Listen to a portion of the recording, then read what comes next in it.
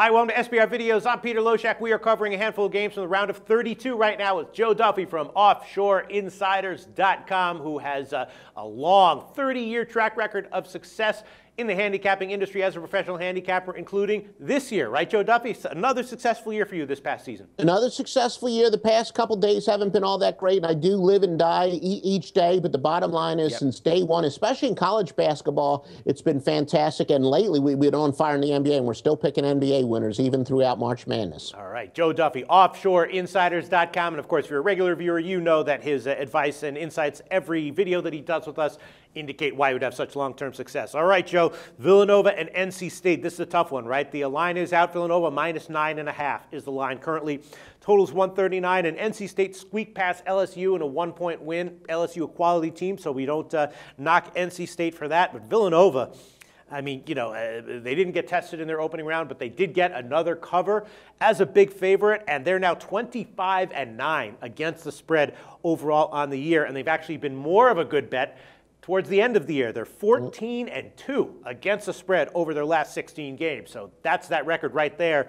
You want to bet against it, go for it. But if you're picking NC State here, you're going against that trend.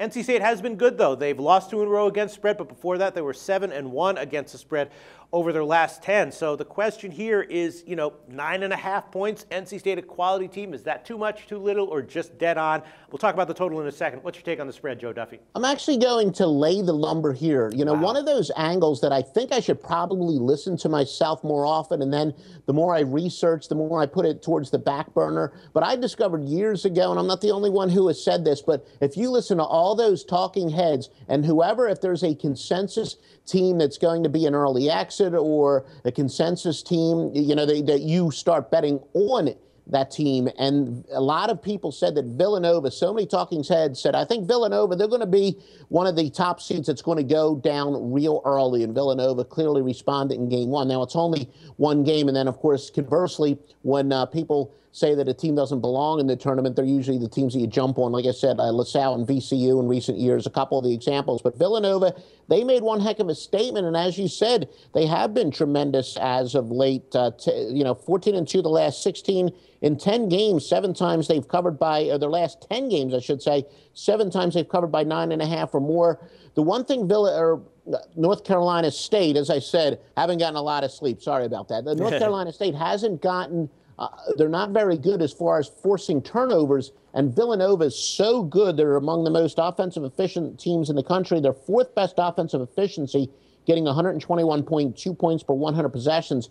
NC State, 7th worst team in the country in forcing turnovers.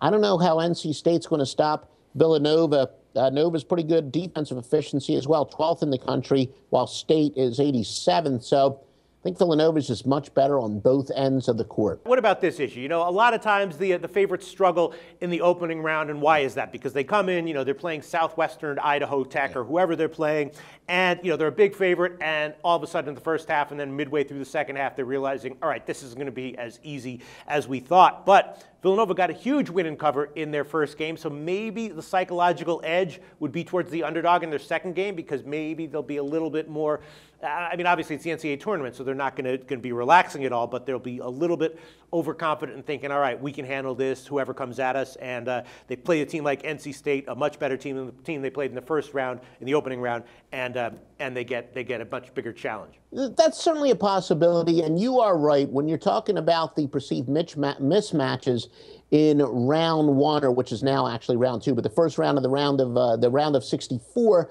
That very often, the other team, the big underdog, they're just looking to salvage some respectability, getting a moral victory, so to speak, and they do often catch the higher seed off guard. But the fact that Villanova, they covered again and they looked impressive, that tells me that they're completely focused.